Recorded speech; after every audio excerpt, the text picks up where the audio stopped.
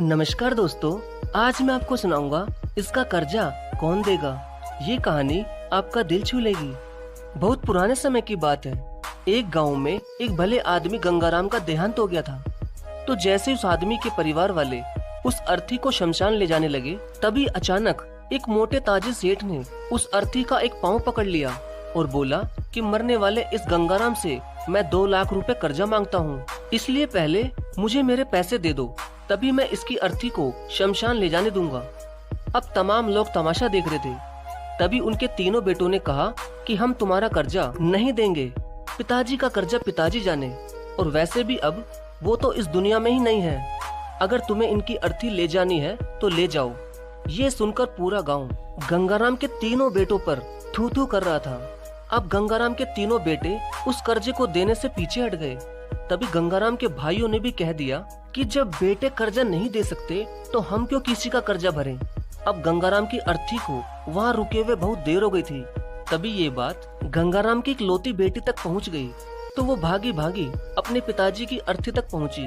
तभी उसने देखा कि उसके पिता की अर्थी का एक पाँव किसी बड़े सेठ ने पकड़ रखा था। ये देखते ही उसने आंखों में आंसू लिए, अपना सारा जेवर और जितने भी पैसे उसके पास थे वो उसे दे दिए, और फिर उस सेठ के आगे हाथ जोड़ते हुए ये कहा कि सेठ, अगर ये सब जेवर बेचकर भी आपका कर्जा पूरा ना हो पाए तो मैं खुद आपका सारा कर्जा चुकाऊंगी, मगर इस समय मेरे पिताजी की अंतिम यात्रा को मत रोको।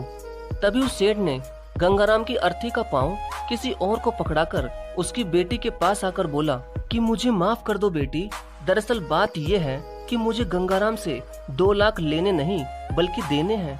गंगाराम ने 3 साल पहले मेरी कुछ मजबूरी पड़ने पर अपनी एक जमीन बेचकर मुझे ये 2 लाख रुपए दिए थे, और वो तो इतना भला आदमी था कि मुझसे 1 रुपया भी ब्याज नहीं लिया। और आज जब मैं गंगाराम के रुपए लौटाने आया हूँ तो मुझे खबर मिली कि उनका तो देहांत हो गया।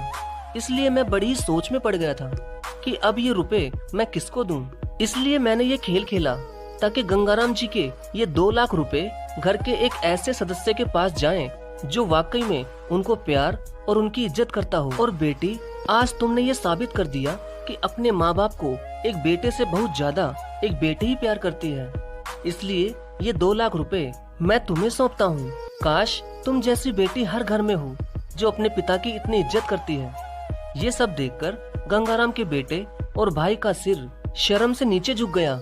वाकई में दोस्तों, ये बात तो एकदम सच है कि एक माता पिता को बेटे से ज्यादा बेटी ही प्यार और उनकी इज्जत करती है। इसलिए दोस्तों, बेटी पढ़ाओ और बेटी बचाओ।